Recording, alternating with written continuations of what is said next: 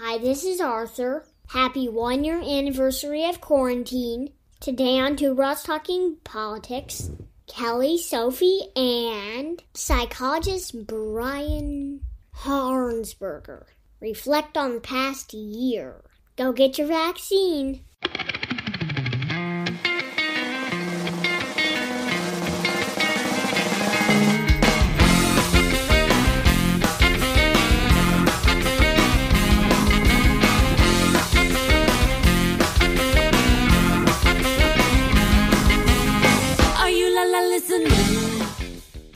Hi, everyone. I'm Kelly, and this is Two Broads Talking Politics. My other broad, Sophie's on with me today. Hi, Sophie. Hey, Kelly. And we are celebrating 1 year of COVID life.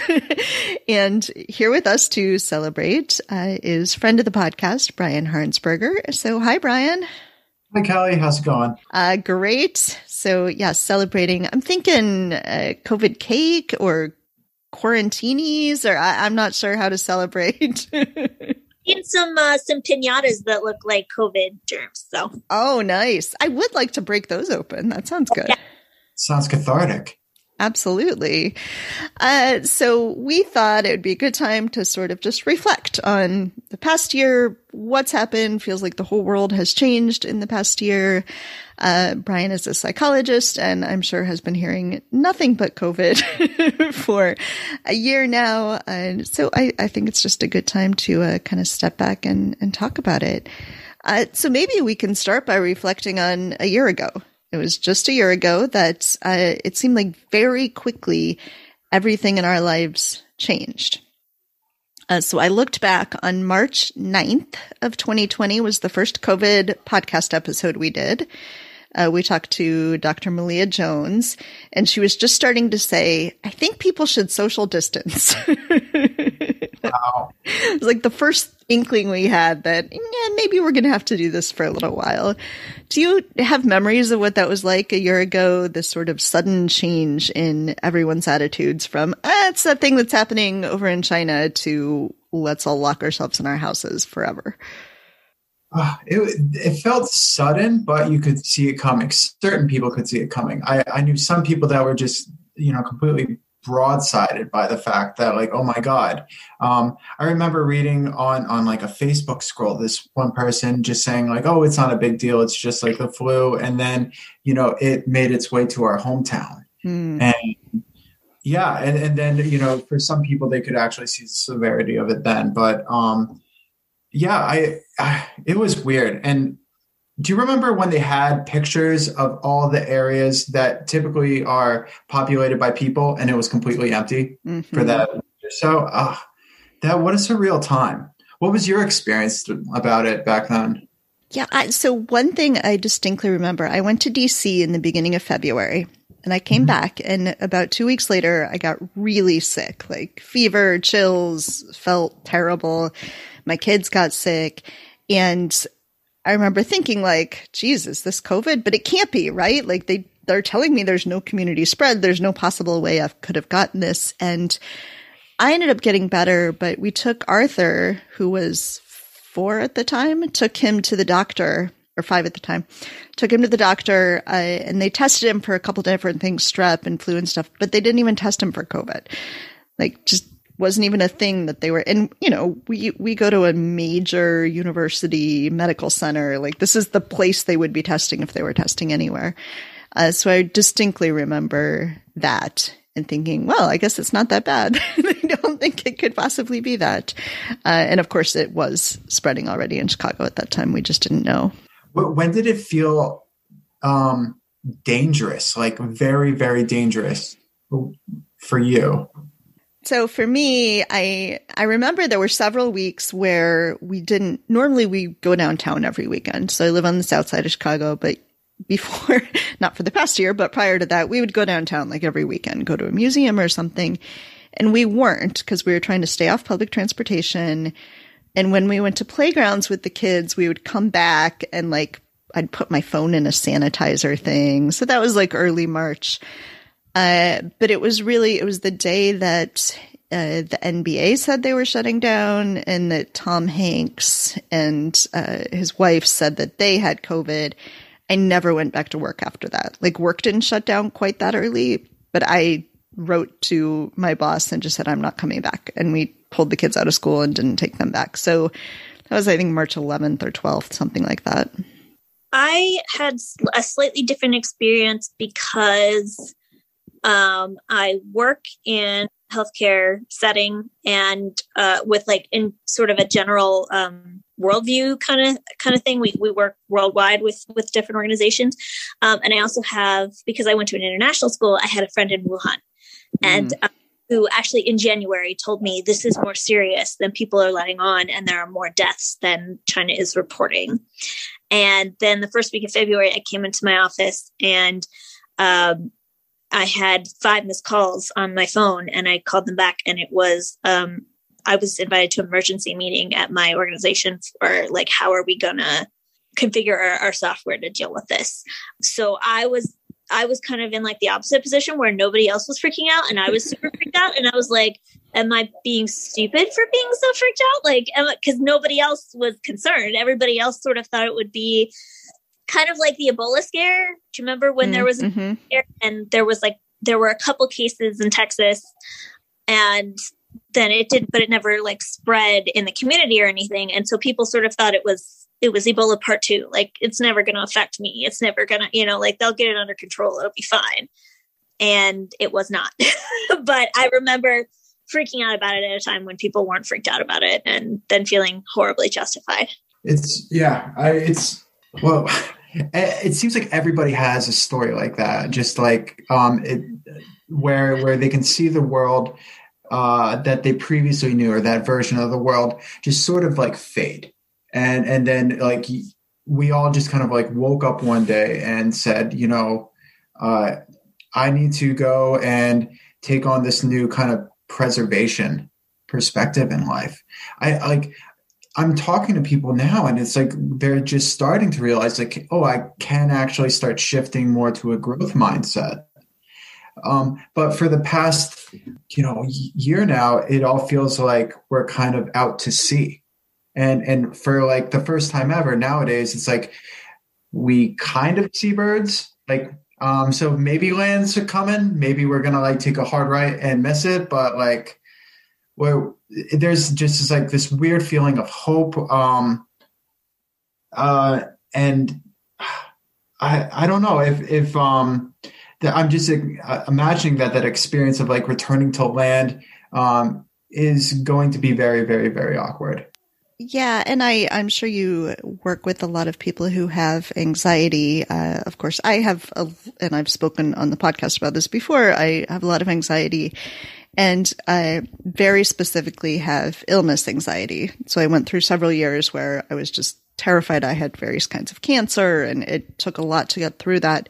So for me, the being home part has been great. I haven't worried about being sick at all, really, in the past year. I haven't been sick in the past year. I'm not breathing other people's germs. My kids aren't. What was terrifying to me, the reason I started staying home as early as I did, wasn't even so much that I was afraid I would get COVID, because I don't think I really grasped in March how bad it could be to get COVID. And it probably never would have been that bad even if we had gotten it. But I couldn't handle the idea that I wouldn't know if I had it or not and wouldn't know how to react.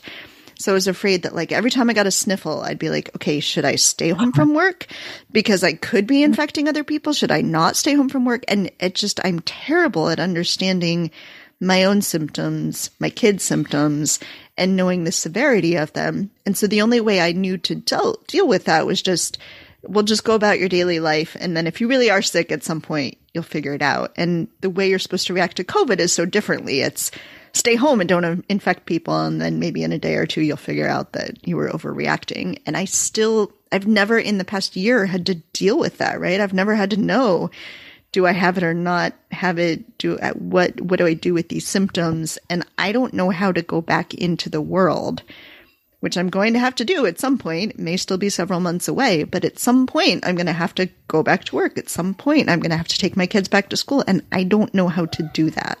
And I think, those are some of the fundamental questions that we're kind of coming up with right now, like how do we re-engage in these social practices after being away for so long? It should feel like riding a bike, but it doesn't at all. Not at all. A person needs a world in order to be a person, and it feels like our version of the shared world has changed so dramatically in just 1 year.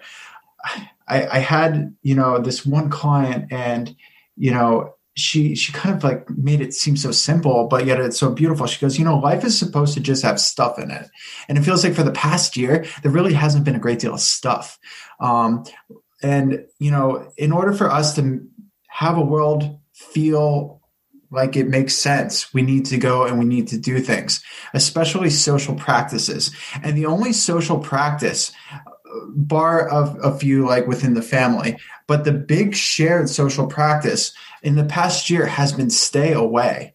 So, I mean, just going from that shift from stay away to, all right, all clear, resume business. Like, okay, how, It was weird because today, actually, we went to our very first movie because my son is in preschool with like a little pod. They podded us up, 5 kids at once get to go to the preschool. And so the pod rented a movie theater. Awesome. So we wouldn't have to, and we all sat separately. But we were with another family, and they are all vaccinated because they're in healthcare. So they were able to get access. And my son was able to hug his friend for the first time in a year. And he kind of didn't know what to do. Like, you could see that we were like, it's okay, you guys can touch each other. And they were kind of like, it was so funny. Like, they tried to hug, and they didn't quite know how to do it anymore. Yeah. And it was sad and funny. But it's just like, I don't know. My kid is 4. He'll be 5 this week. And I don't think he has like a whole bunch of memories from before times. So it's going to be really interesting to see him try to reintegrate in a world where he can like touch people again. Yeah. I mean, my kids are slightly older than yours, although not, it's still, I think, most of Arthur's memory is being in quarantine. But they do have the advantage of having each other, right? So like my kids are, if you think about these stories of people like stranded on a desert island or something, and they develop like their own language and stuff, I feel like that's my kids now. They have like their own language with each other, just the two of them, and their own way of behaving. And so they're still socialized to other people in that they still play with each other all the time, but I'm not sure if they can still interact with other kids. I have this mentor in this group. It's called the Society for Descriptive Psychology, and they had this kind of thought experiment that touches base on this exactly, which is imagine fighting in World War II in the Pacific Rim areas in the Pacific Ocean and being stranded, and you have to live with yourself for 10, 15 years. Then a boat comes and rescues you. Tells you the war is over. How are you supposed to be? Mm-hmm. And like, how do you adjust to this new world? And I feel like that's where we kind of are as a society, like where we're all that person that's been stranded. And I think you touch base on like the real complicated kind of thing of physical touch. I was just talking to my mom today about this too. Like, she's a hugger. We haven't hugged in a year. And, for a person that like, that's their love language, physical touch, like I can't even imagine what that must be like, to have that world affirming, act taken away from you. I also feel horrible that it's been kind of replaced with this other kind of feeling. When we're walking out and we're seeing people, we're also seeing potential threat. There's that hypervigilance that comes up. And the fact is that like there is like this other feeling. If you see someone without a mask, I don't know about you, but I feel like there's a little bit of hostility within me in that moment. Mm-hmm. And it's going to be really hard to engage with I think other people, particularly strangers now. especially since we have been kind of, if we're lucky, potted and not just by ourselves. Yeah, I live in a very diverse neighborhood, and, we had always tried to teach our kids, like, we're not going to cross to the other side of the street because there's, a Black family walking our way. I mean, we can't. That would be all the time. But we now do every time we see another person, right? You like sort of just physically move. You try to get as far away from them as you can and still be on the sidewalk. And we try to still say hi and stuff, but you can't even recognize people because they're all wearing masks, and it was winter, so we were wearing hats and stuff.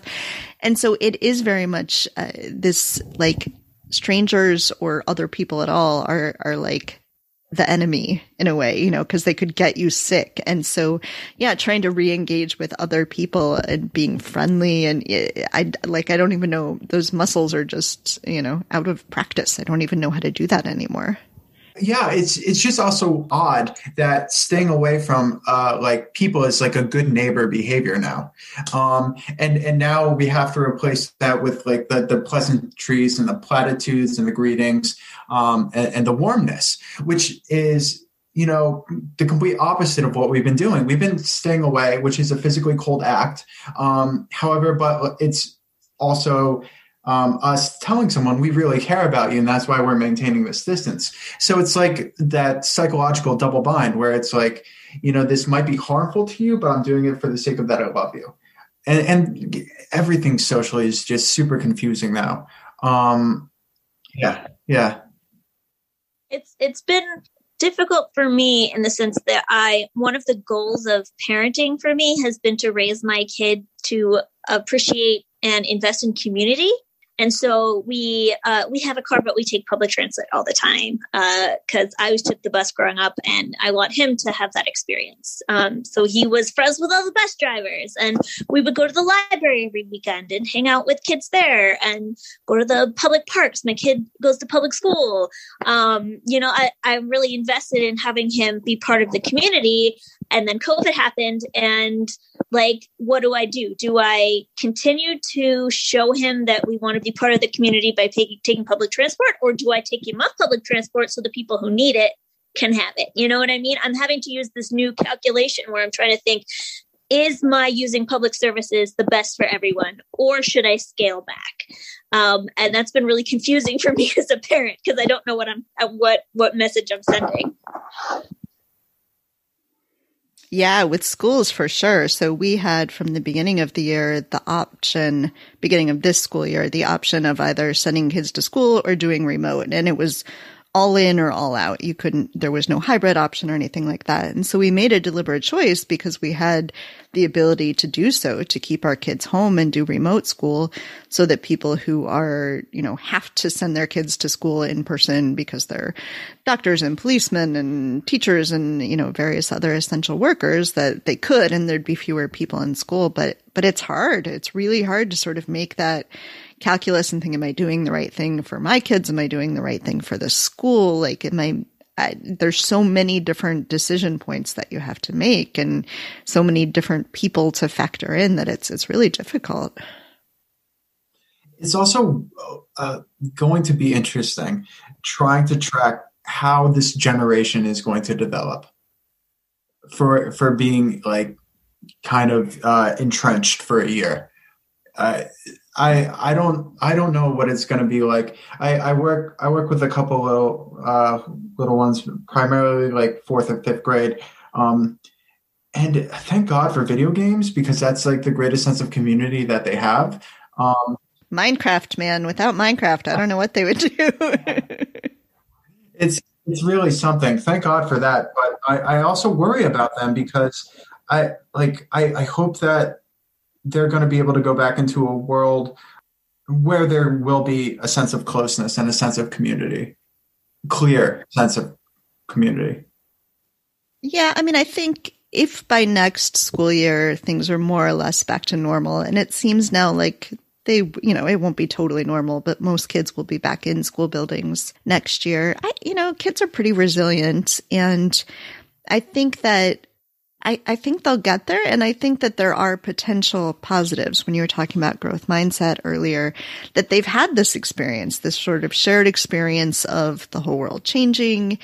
And, it could be that more of them will want to be doctors and scientists and, research chemists and whatever, because they saw this example. But also they've seen the importance of politics during this time. And, there's just so much that I think has been a real learning experience for kids that I wouldn't be surprised if, they end up being like, we're already seeing Generation Z as like this really tuned in, exciting generation, right? And I think that the young kids now who are even younger than Gen Z are going to be that way too, are going to be really socially conscious. And that's what it seems to me. I mean, who knows, but that's kind of what I'm viewing in my kids and the other kids in their lives. Yeah, I think all of them having this shared experience, not only of this like almost like a shared trauma, but this shared experience of everybody sacrificing a little bit to help the greater good.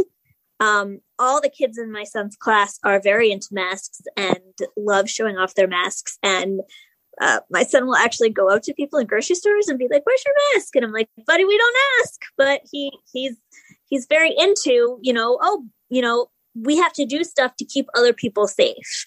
And I think that's one silver lining that I think is coming out of this, is that my son is learning a lot about how to take action in order to help other people, not just your family, but people you might not even know. I would like to talk too about survivor's guilt.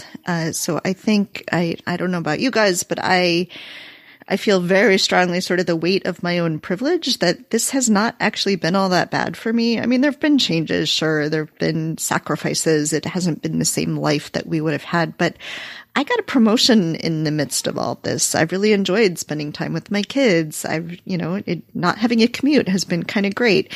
And so the idea that like, while it's been a challenge and it's been a different year than I would have had, I haven't really suffered, but I feel like I feel guilty about that because so many people have suffered so much. I don't know if you guys are feeling something similar, if you're hearing that from other people. Absolutely. I too am doing okay. And I've worked with several people.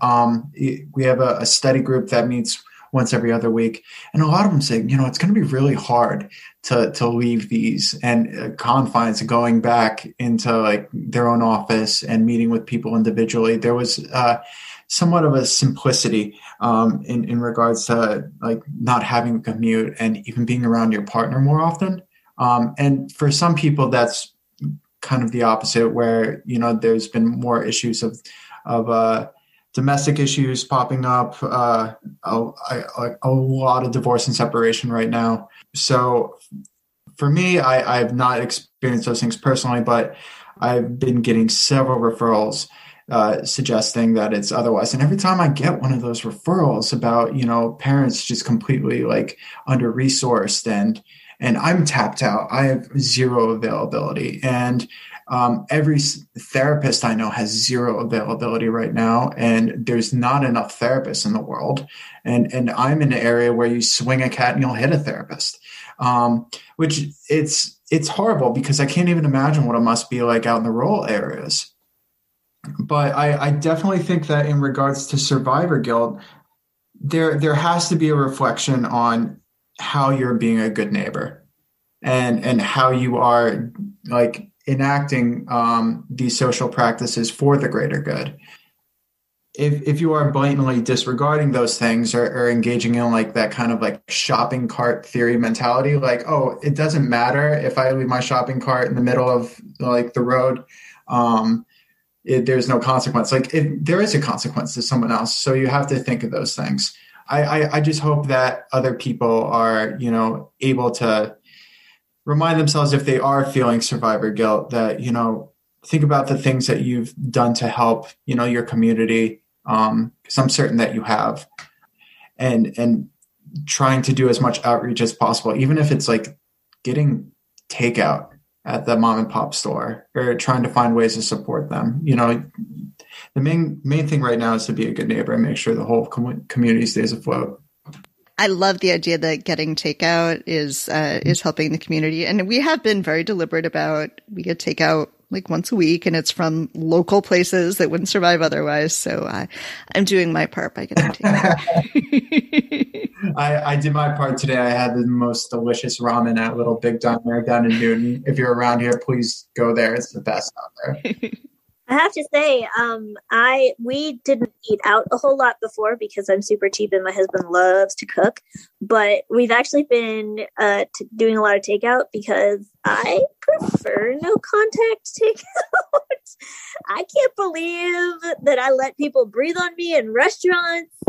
No, thank you. I would much rather have takeout so I can take my kid and he can be as loud as he wants in my house and I can still eat delicious food. And plus the local restaurants in Madison have actually been doing a lot with the whole contactless takeout deal. Like they've been offering prefix menus and all sorts of family dinner options, and people have just been getting really creative. So I've actually eaten out a lot more this year than I ever had. So actually, maybe that's a great segue to things that have developed over the past year that we'd like to see keep going.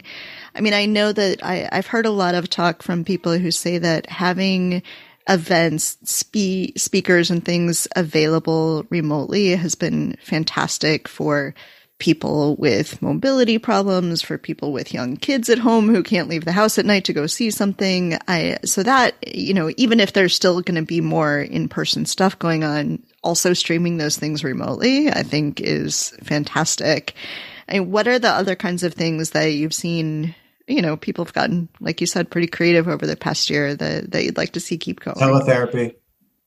It's been phenomenal. I've been able to reach people that would not be able to travel across the state.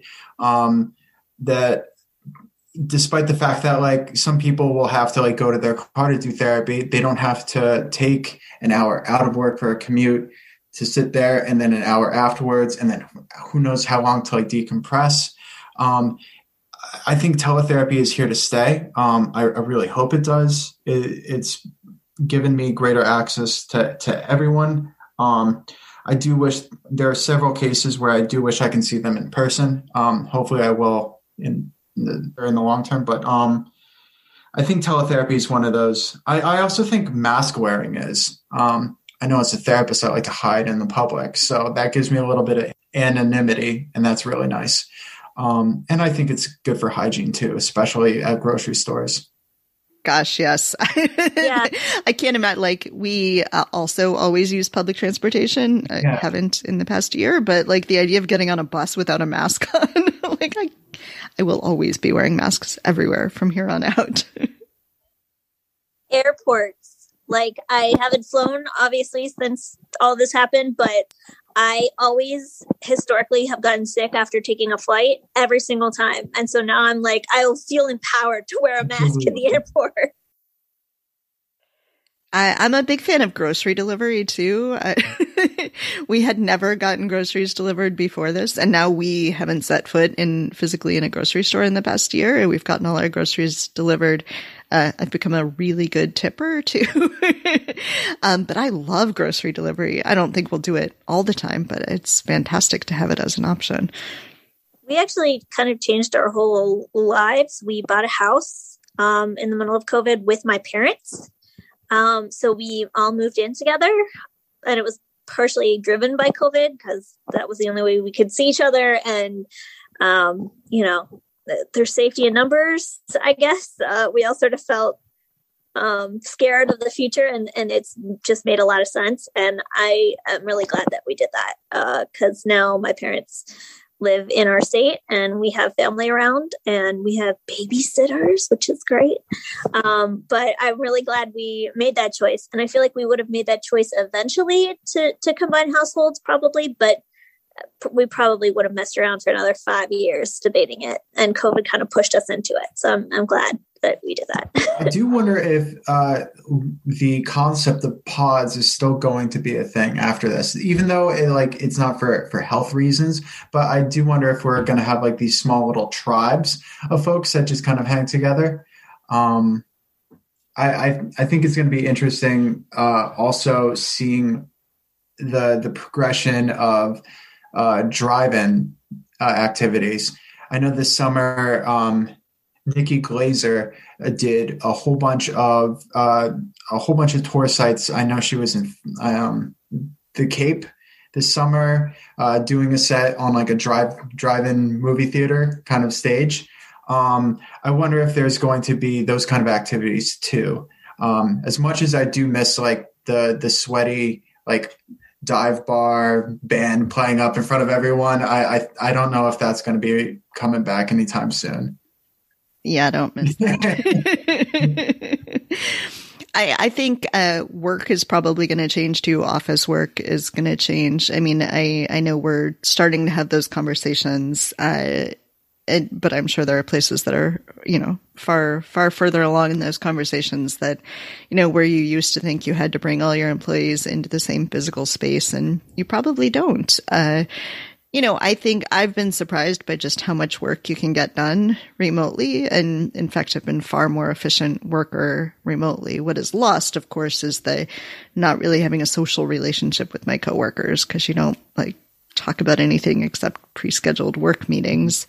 But I do think that remote work is going to be largely here to stay, and office jobs, at least part-time. I've been hearing the same thing. I've a lot of college students that are going to be graduating, and they're saying that in regards to the job opportunities, they ask them, full-time in-house, like a hybrid, coming in like 1 or 2 days a week, and then working at home, or just fully remote. So it's going to be real interesting seeing how things are going to work out and how that's going to affect industrial real estate and commercial real estate too. For sure. So, Brian, I know you are interested in collecting stories, not just from us, but from people with all sorts of different experiences over the past year. Can you talk a little bit about what you're doing with that? Sure. So I have been working through this idea. It's going to be called COVID Life Crisis. And what I would like to do is gather stories. And this isn't for any sort of scientific means. It's just to kind of chronicle what it was like to be indoors and in this state for the past year. I'm hoping to be able to get more stories while it's still fresh in people's minds. And I think it's going to be very helpful to see if there are these kind of themes, like the phenomenology of like the feeling of meh, or having like this very, very low grade of like disgust, and boredom that has been following us for quite some time. And seeing if there's any other larger themes that might be hopping out outside of, the communities that I do know. I would love to get different stories. I was able to get one from overseas today, which was very, very cool to see how they were reflecting on not just, their style of life overseas, but also how they were seeing United States politics during that time of last year. So anything that people feel comfortable sharing, I'm going to be creating a website. It's going to take me time. I've never really done it before.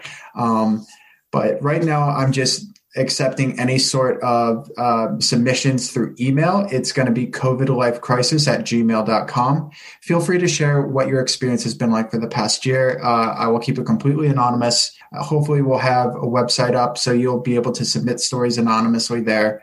And hopefully people can engage in that and read and feel a sense of solidarity. If they've been feeling isolated or alone, or that nobody really understands their own experience through it, I think it could be helpful. Yeah, and we'll put a link to your email address for that so that people can send you their stories. I mean, I think there's probably going to be a sort of, my guess would be that there'd be kind of buckets of stories, right? There's like the fairly privileged bucket of those of us who did a lot of like sourdough baking, but that's still an interesting phenomenon that I kept having to find a new project. I was like, what can motivate me today? So there's that bucket. There's buckets of people who, of course, who've lost family members and friends. And, that's a very, probably a deep despair kind of bucket. And, there's buckets of people who are essential workers and who had to keep going to work, and life didn't change as much for them, even though they heard about life-changing for the rest of us. So I think it'll be really interesting to see the stories that you get, and I hope you get a lot of submissions. Yes, me too. Yeah, I'm really looking forward to just getting a little bit more idea about how, people's kind of relationship with hope and time has changed.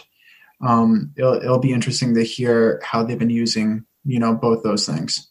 I'll see if I can get some kids to submit to you too. Ooh, great.